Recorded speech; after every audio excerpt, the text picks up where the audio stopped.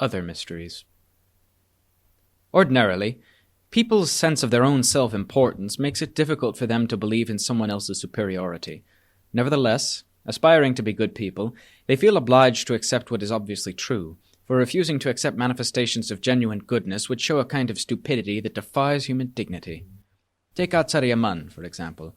I am unaware of any monk, novice, or nun who knew him well and understood what he taught, yet remained so stubborn and conceited that they refused to accept the truth of his teaching. Moreover, they all seemed to be quite willing to sacrifice their lives for him. The way of truth and purity, that he taught in such detail, can be compared to a discipline like mathematics.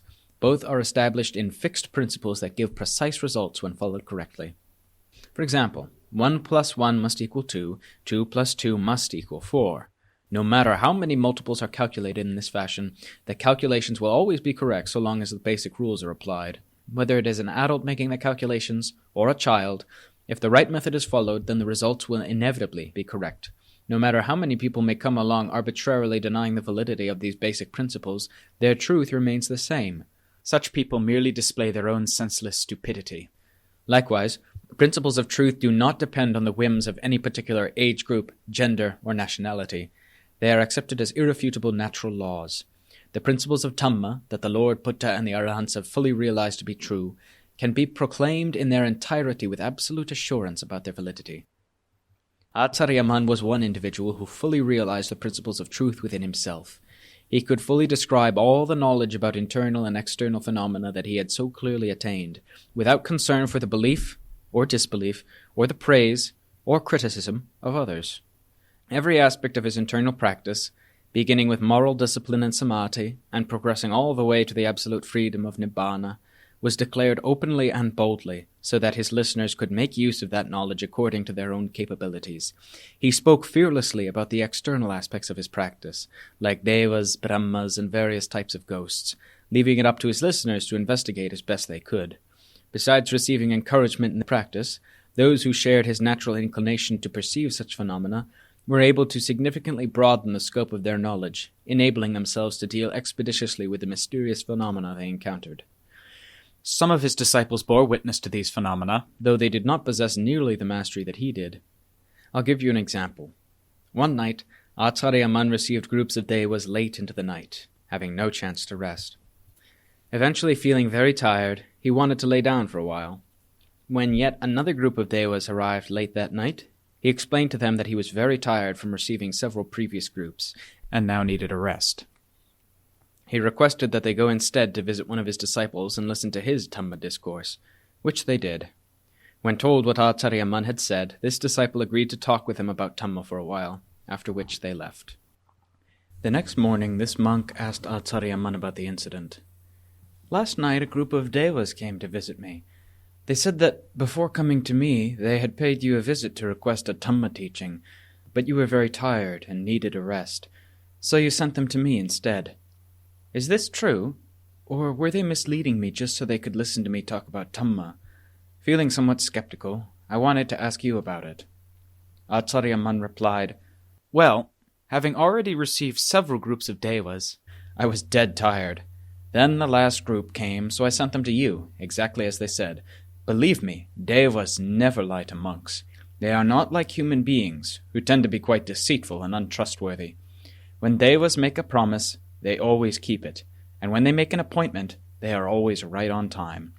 I have associated with terrestrial and celestial devas for a long time now, and I have never heard them say anything false or deceitful. They are far more honest and virtuous than humans are. They scrupulously honor their word as if their very lives depended on it.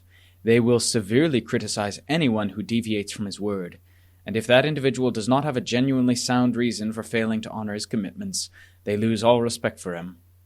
They have criticized me sometimes, though I had no intention of being dishonest. On certain occasions I entered into a deep state of samadhi prior to the appointed hour. I became absorbed there, only to find the devas waiting for me when I finally withdrew to a level where I could access them. When they reproached me for making them wait so long, I explained that I had been resting in samadhi and inadvertently failed to withdraw at the scheduled time, a reason which they accepted. Then there were other occasions when I reproached the devas. I explained to them that I am only one individual, Yet tens or even hundreds of thousands of devas from the upper and lower realms insist on coming to visit this one monk. How could anyone successfully manage to receive each and every group exactly on time? There are times when my health is not so good, yet I must patiently sit there receiving visitors. You should sympathize with some of the difficulties I face. Sometimes I'm pleasantly absorbed in samadhi, only to get roundly criticized when I withdraw a little later than scheduled. If that's how it's going to be, I'll just keep to myself and not waste my time and energy receiving visitors. What do you say to that?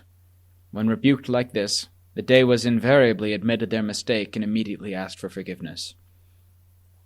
Those devas who visit me often are familiar with my way of doing things, so they don't mind if I'm a little late sometimes.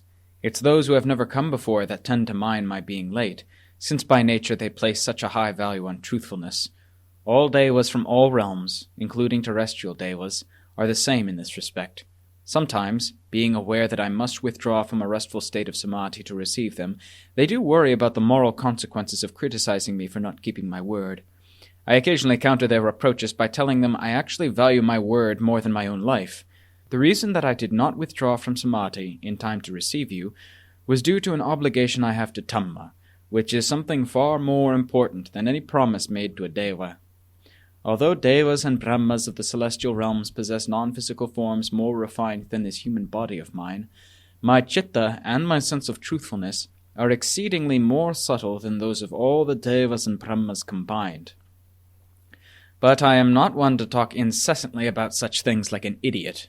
I mention it to you now only to remind you how important the Dhamma I maintain really is. So please consider the consequences carefully before criticizing me. Once I explained my true priorities to them, the devas realized their mistake and felt very concerned about the moral implications of what they had done. Together they asked for my forgiveness. I made a point of assuring them that I do not feel any resentment toward any living being in the whole universe. I put my trust in the Dhamma of compassion and loving kindness which is devoid of all forms of malice. My every activity is governed by the Dhamma of absolute purity. Devas, on the other hand, possess only wholesome intentions and a sense of integrity. Qualities that are not really all that amazing. The Lord Buddha and the Arahants possess an integrity that is pure, because the Dhamma in their hearts is absolutely pure. No living being in the universe can possibly imagine just how supremely amazing such a state of purity is. The kind of integrity that devas observe is something that exists within the sphere of conventional reality, and the knowledge and the practice of it are well within the range of all living beings. The Dhamma integrity of a pure heart, however, is the exclusive property of the Buddha and the Arahants. No one who has yet to realize that attainment can possibly comprehend it or put it into practice. Whether or not I myself possess an absolutely pure level of integrity is not a matter to boast about. But please keep in mind that, in contrast to the Dhamma integrity of the Lord Buddha and the Arahants, the moral integrity that devas observe is neither exceptional nor unique. Had Acariya addressed these words to human beings instead of devas, the humans would probably have felt embarrassed, or something even worse. But the devas were keen to hear his Dhamma, and so listened with intense interest to what he said. They were able to realize the mistake they made in taking liberties with him out of their ignorance of the situation. They were more than glad to carefully guard their conduct after that. They weren't angered or offended in the least. Acariya said that such admirable behavior was truly commensurate with their lofty plane of existence.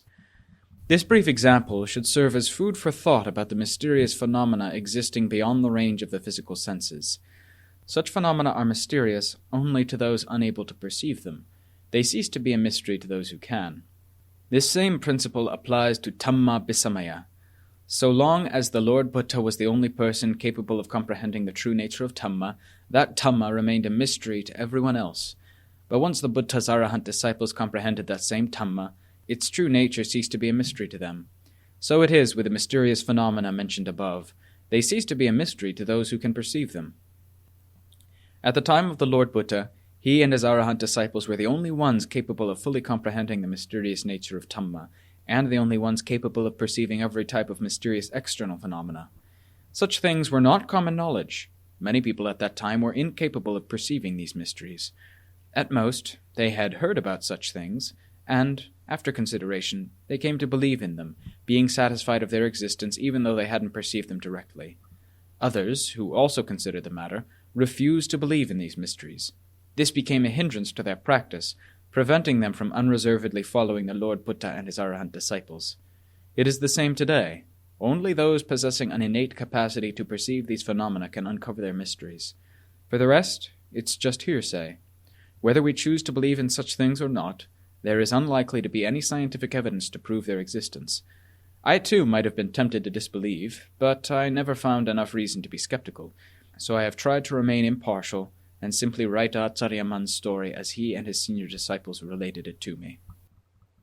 Although my knowledge of these matters is not very astute, I must admit that my heart is full of immense faith and respect for Acariya Man. If someone whom I trusted were to come to me and suggest that I exchange my own life for that of Acariya Man so he could return from the dead to teach again, pointing out that with my stupidity I could never possibly teach others the way, I would agree immediately, provided I could confirm that what he said was true. If he could guarantee that Acariya Man would return in exchange for my life, I would quickly arrange for my own death then and there without a second's delay. In truth, I have been quite troubled by my own stupidity for a long time now. Although no one has ever requested that I exchange my life for Acariya Man's return, I am constantly disappointed that in writing his biography I am unable to remember so many things he kindly recounted to me in such detail. Because of my poor memory, so much of what he said has been lost. I feel rather apologetic even about what I have been able to remember and write down. The little that has stuck in my memory is a bit like a pet animal that sticks to its owner, no matter what, and never runs away. In any case, what is written here can merely serve to whet the reader's appetite, as words alone cannot properly convey the mystery of these things. In modern-day Thailand, Acariya Man was the person responsible for reviving an interest in experiencing these internal and external insights, though very few people could hope to perceive such mysterious phenomena nearly as well as he did. It's almost as though Acariya Man was practicing for the sake of sharp vision and clear understanding, while the rest of us were practicing for the sake of blind ignorance, and were thus never able to see as he did. The fact that so little has been written here about his unusual abilities is a result of my own failure to take enough interest in these matters when he explained them to us. Still, to my knowledge, none of his disciples possessing similar abilities ever contradicted what he said about them. Instead, they themselves bore witness to the existence of these mysterious things, which should be enough of an indication to convince the rest of us, who are not sufficiently skilled in their perception, that these things do exist even though they are hidden from view. In the same way, the Lord Buddha was the first person to attain enlightenment and the first person to perceive many mysterious phenomena, attainments that his Arahant disciples were eventually able to duplicate and bear witness to. In our present time, the sort of unusual phenomena that was perceptible to Acariya Man ceased to be mysterious to a few of his contemporaries who possessed an ability similar to his. That is evident in the case of another mysterious affair that, although quite intriguing, is likely to raise doubts among those of us who are self-confessed skeptics. While Acariya Man lived at Ban Long Peo Monastery, an elderly, white-robed laywoman from the local community, who had great respect for him, came to the monastery and told him about an experience she had in meditation. As she sat in meditation late one night, her chitta converged, dropping deeply into samadhi. Remaining absolutely still in that state for a time, she began to notice a very fine, thread-like tentacle flowing out of her chitta and away from her body. Her curiosity aroused, she followed the flow of her chitta to find out where it had slipped away to, what it was doing, and why. In doing so, she discovered that this subtle flow of consciousness was preparing to reserve a new birthplace in the womb of her own niece, who lived in the same village. This despite the fact that she herself was still very much alive. This discovery shocked her, so she quickly brought her chitta back to its base and withdrew from samadhi. She was greatly troubled, for she knew that her niece was already 1 month pregnant. The next morning she hurried off to the monastery and related the whole affair to Acariya Man. Listening quietly, many of the monks overheard what she said. Having never heard anything like it before, we were all puzzled by such a strange tale. I was especially interested in this affair, and how Acariya Man would respond to the elderly lady. We sat perfectly still in breathless anticipation, all eyes on Acariya Man, waiting to hear his reply. He sat with eyes closed for about 2 minutes, and then spoke to the elderly lady, telling her precisely what she should do. The next time your chitta converges into calm like that, carefully examine the flow of your chitta. Should you notice that the flow of your chitta has again gone outward, then you must concentrate on severing that outward flow with intuitive wisdom. If you succeed in completely cutting it off with wisdom, it will not reappear in the future. But it's imperative that you carefully examine it and then fully concentrate on severing it with wisdom. Don't just do it half-heartedly, or else, I warn you, when you die, you'll be reborn in your niece's womb. Remember well what I'm telling you. If you don't succeed in cutting off this outward flow of your chitta, when you die, you will surely be reborn in your niece's womb. I have no doubt about this. Having received this advice, the elderly lady returned home. 2 days later, she came to the monastery looking bright and cheerful. It didn't require any special insight to tell from her expression that she had been successful. Acariya Mun began questioning her the moment she sat down. What happened? Did you manage to prevent yourself from being reborn within your niece's womb, despite being very much alive? Yes, I severed that connection the very first night. As soon as my chitta converged into a state of complete calm, focusing my attention there, I saw exactly what I had seen before. So I concentrated on severing it with intuitive wisdom, just as you said, until it finally snapped apart. Again, last night I examined it thoroughly and couldn't find anything. It had simply disappeared. Today I could not wait any longer. I just had to come and tell you about it. Well, that is a good example of how very subtle the chitta can be. Only someone who practices meditation can become aware of such things. There is no other way. You nearly fell prey to the kilesas, which were preparing to shove you into your niece's womb without you being aware of it. It's a good thing you uncovered it in your meditation and managed to correct it in time. Shortly after the flow of her aunt's chitta to her womb had been severed, the woman's niece had a miscarriage, thus cutting that connection for good. Soon the monks in the monastery began pondering 2 questions related to that incident, one to do with the rebirth of a person who has yet to die, the other to do with miscarriages. The old woman never told anyone in the village about what happened, so no one else knew about it. But having heard the whole affair as it was related to Acariya Mun, the monks were well informed about the incident. This prompted several questions, so the monks asked Acariya Mun for an explanation. To the question, how could a person who has not yet died begin to take birth in a womb? He answered as follows. She was merely preparing to take birth. The process had not been completed yet. It's quite common for preparations to be made before the work takes place. In this case, she was making the preparations, but she had yet to finalize them.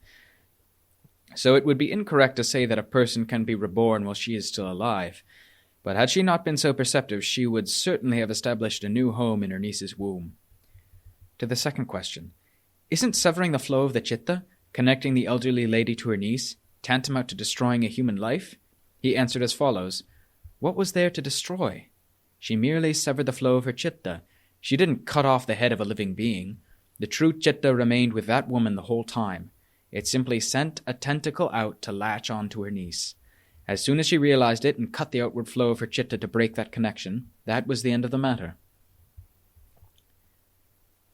The important point here was, Acariya Mun did not contradict the old woman when she described how the flow of her chitta had stolen out to reserve a place in her niece's womb. He did not dispute the truth of her experience, telling her that she was mistaken or that she should reconsider the nature of her assumptions. Instead, he responded by addressing her experience directly. This story is very intriguing, because there was in fact a good reason why her chitta flowed out to her niece.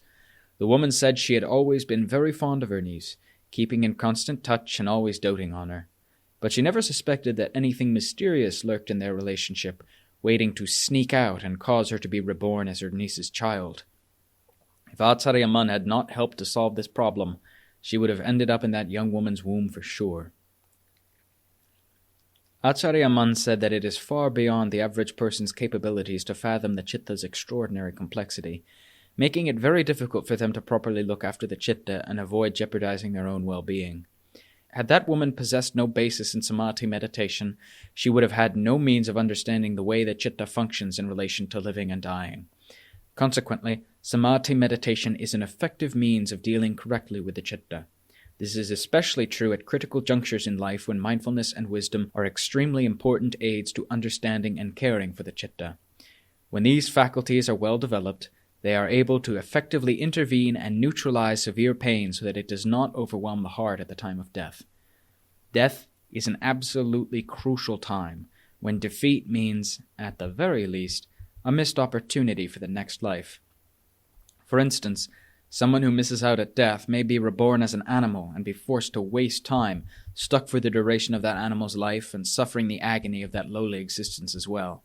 If, however, the chitta is skillful, having enough mindfulness to properly support it, then a human birth is the least one can expect. Over and above that, one may be reborn in a heavenly realm and enjoy a variety of celestial pleasures for a long time, before being reborn eventually as a human being again. When reborn as a human being, the virtuous tendencies that were developed in previous lives are not forgotten. In this way, the power of an individual's inherent virtue increases gradually with each successive birth until the chitta gains the strength and ability to look after itself. Dying then becomes merely a process by which an individual exchanges one bodily form for another, progressing from lower to higher, from grosser to ever more refined forms of existence, and eventually from the cycle of samsara to the freedom of nibbana. This is similar to the way that the Lord Buddha and his Arahant disciples raised the quality of successive existences over many lifetimes, while steadily altering their spiritual makeup until there were no more changes to be made. Thus it is that a chitta trained in virtue through each successive rebirth is eventually transformed into the treasure of Nibbana, all of which stems directly from the chitta being trained gradually, step by step, in the way of virtue. For this reason, wise, intelligent men and women of all ages never tire of doing good deeds that redound to their spiritual credit, always enhancing their well-being now and in the future. I feel I must apologize to the reader for meandering so much in telling Acariya Man's story. I am trying very hard to present his biography in an orderly fashion, but my inherent forgetfulness has caused me to mix up the subject matter, putting first what should have come last, while putting last what should have come first. Although the story of Acariya Man's life is already drawn to a close, I'm still tacking on afterthoughts that I failed to remember earlier on. Because of this tendency, there's still no end in sight. As you read along, you'll see how unreliable I am at arranging events in their proper sequence. Another intriguing incident took place one morning at Ban Nong Peo Monastery when Acariya Man, rising from meditation, came out of his room and, before anyone spoke, immediately told the monks to look under his hut and tell him whether or not they could see the track of a large snake imprinted in the dirt there. He explained to them, the night before, a great Naga had come to visit him and to listen to the Dhamma.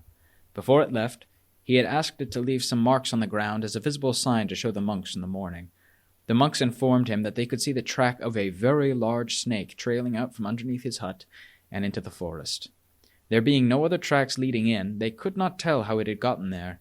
The only visible track was the one going out from under his hut.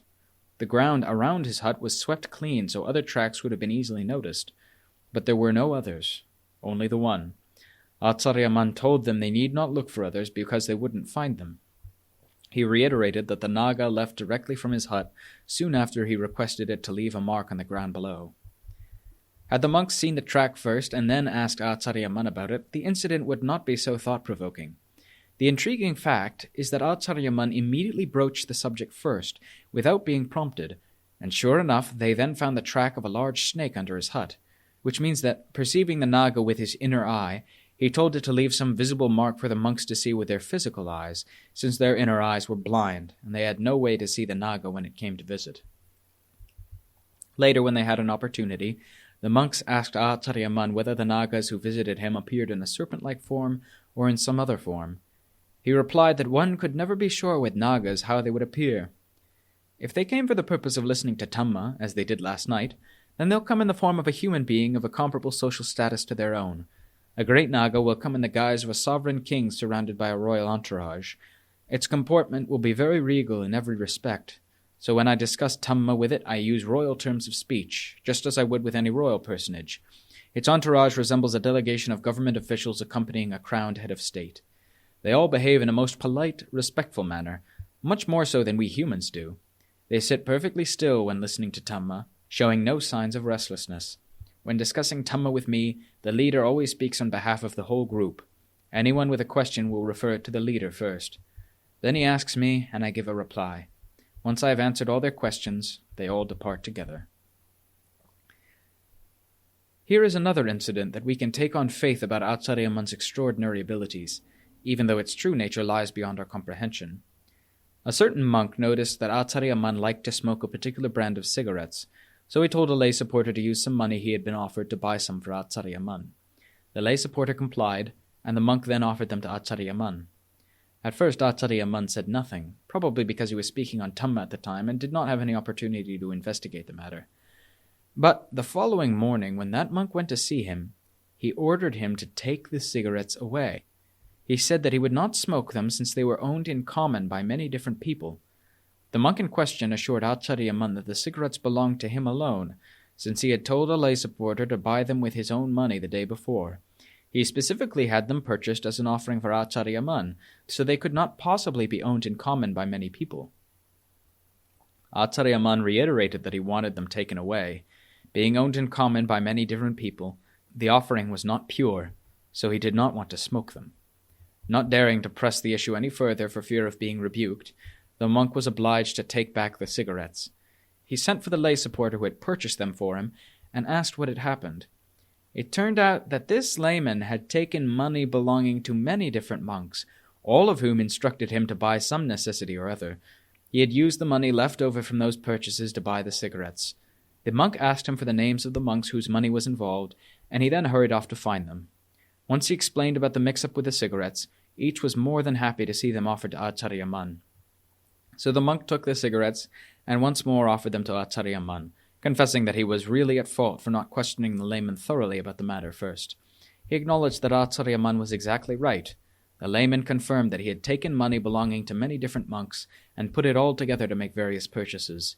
Since all the monks had been asked and were happy to share the offer of cigarettes to Acariya Mun, he was offering them again. Acariya Mun took them without saying a word, and the matter was never mentioned again. Later, that monk told some of his fellow monks how he first tried unsuccessfully to contradict Acariya Mun, only to discover in the end that Acariya Mun was exactly right. Some monks were puzzled as to how he could possibly have known whose money was involved in the cigarette purchase, since he had never been informed about it. One monk at this informal meeting spoke up, protesting vigorously. "Were he simply like the rest of us, obviously he wouldn't have known a thing. But it's precisely because he is so very different from us that we respect him and admire his superior wisdom. All of us gathered here under his tutelage realize that his capabilities are as different from ours as day is from night. Although I don't know much, I do know for certain that he is wiser and more knowledgeable than I am in every way. I see he is truly above reproach, which is why I have entrusted my life to him and his training methods with self-effacing humility. My heart is still full of kilesas, but those kilesas are very afraid of him, so they don't dare show their faces in his presence. I believe this is due to my willingness to surrender to him out of fear and respect, an attitude far more powerful than these vile kilesas, which naturally tend to oppose the teacher. Confronted by Acariya Mun, they give up completely, not daring to display the same reckless abandon they do when I live with other teachers. If we feel we cannot submit wholeheartedly to his judgment, then we do not belong here under his guidance. Should we persist in staying under those conditions, we will not benefit at all. Only harm will come. What more need be said after this incident with the cigarettes? Just an unwholesome train of thought in the middle of the night was enough to elicit a stern response from him the next morning. Meeting Acariya Mun, the offending monk would be met by his sharp, penetrating gaze, a gaze that seemed to pierce the culprit and tear him to pieces. In a situation like that, it was inadvisable to approach him or attempt to help him with his requisites, since he would strictly refuse to allow that monk to do anything for him. It was his indirect way of tormenting the monk's innate stubbornness. But it is strange how a monk initially felt quite chastened, yet somehow the effect didn't last long. He felt chastened at the moment he was stung by a severe reprimand, but later, when Acariya Mun spoke to him in a normal tone of voice, he would let down his guard and make the same mistake again. Despite having no intention of thinking in ways that were harmful to himself, he was simply unable to keep up with his own restive thoughts, which tended to jump from one thing to another quicker than a horde of wild monkeys. Later on, when the same monk went to see Acariya Mun again, he could sense immediately that he was not welcome. Just the look in Acariya Mun's eyes was enough to make him extremely wary. Even with that, he had yet to fully learn his lesson. After a while, if the dangers of his way of thinking were not brought home again to him, he would inadvertently begin to befriend those harmful thoughts once more, entertaining them as if they were actually something worthwhile. That is why I say that, despite feeling quite chastened, somehow the effect didn't last long. When he not only felt chastened, but also remained very conscious of the fear of revisiting those thoughts, then the positive effects were long-lasting. His mind remained cool, calm, and peaceful throughout. The next time he went to see Acariya Mun, He needn't be so fearful about being taken to task. My own mind tended to react in a very similar fashion. Being unable to rely on myself alone, I could not allow myself to stray far from my teacher. Living with him, I was always fearful and on guard, which prevented my thoughts from deviating from the path of practice. Becoming quickly aware when my mind did stray, I was able to pull it back in time to avoid harmful consequences. I am absolutely convinced that Acariya Mun could read my thoughts. Whether or not he could read other people's thoughts doesn't concern me so much. What does concern me is how he used that ability to mitigate my own stubborn tendencies and teach me a good lesson. There was a time, when I first went to stay with him, that I thought, rather bizarrely, they say that Acariya Mun can read other people's thoughts, that he knows everything we're thinking. Can this really be true? If it is true, then he needn't take an interest in everything I'm thinking. I just want to know if he's aware of what I'm thinking right now. That would be enough. If he does know what I'm thinking at this moment, I will prostrate myself before him. That's all I ask of him. Coming face to face with him that evening, I could hardly sit still. As his eyes glared directly at me without blinking, I felt in my heart that he was about to shout and point straight at me. When he began speaking to the assembled monks, I was so worried about being singled out and scolded for stubbornly testing him that I had a hard time paying attention. Before long, his voice began cracking like a whip as it rained down blows all around me, brushing past and narrowly missing me time and again until finally the whip lashed into the very core of my being. I became flushed as my body shook uncontrollably. The more my fear mounted, the more agitated I became until all traces of contentment vanished from my heart. While I sat there, his voice kept whipping and lashing at my heart, his words hitting home time and time again until by the end of his talk I could no longer bear the pressure. My heart gave in to him, thinking, I thought as I did simply because I wanted to know if you could truly read other people's thoughts. I had no intention of disparaging your other virtuous qualities. I now acknowledge that you are a true master in every respect, so I wish to entrust my life to you until the day I die. Please have compassion for me, and assist me with your teaching. Please don't become fed up with me because of this one incident. Once my heart completely surrendered to him, the fiery tone in his voice began to subside. Finally, he concluded by elucidating a basic principle. Right and wrong both exist within yourself. Why don't you take an interest in looking there? What's the point of meddling in the rights and wrongs of others? Is this the type of thinking that will make you a good, skillful person? Even though you may find out how good or skillful someone else is, if you yourself are neither good nor skillful, then you will never be successful. If you want to know how good other people are, first you must thoroughly examine yourself. Then, knowledge about others will come on its own. There is no need to test them to find out. Good, skillful people do not have to resort to such testing. A good person who is truly skillful in Dhamma can know about others without having to test them. Acariya Mun ended his talk to the monks on this note. I almost fainted at the time, sitting there soaked with sweat. Surrendering to him completely that night, I learned a lesson I've never forgotten. Never again did I dare to test him out. Had I been as severely chastened about matters concerning my own practice as I was that night about matters concerning Acariya Mun, then I would probably have transcended dukkha long ago.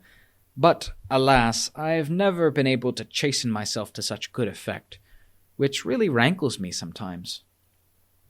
This was another issue that the monks discussed secretly among themselves at their informal meeting, which I also attended. Since this incident involved me personally, I have included it here with the story about the cigarettes to highlight the principle that the truth about the nature of truth exists all around us everywhere, at all times. Agaliko. All that's required is that we practice sincerely until we attain the truth. Then we will surely understand the nature of that truth, the fullest extent of our understanding being conditioned only by the natural limitations of our inherent abilities. This includes the intrinsic truths, or Satya Dhamma, as well as all the various forms of extrinsic knowledge. Keep in mind also that people differ in the type and degree of the inherent good qualities they have developed through successive existences, as well as the spiritual goals they have variously set for themselves. But the primary results of Magga, Phala, and Nibbana do not differ. These results are the same for everyone who attains them.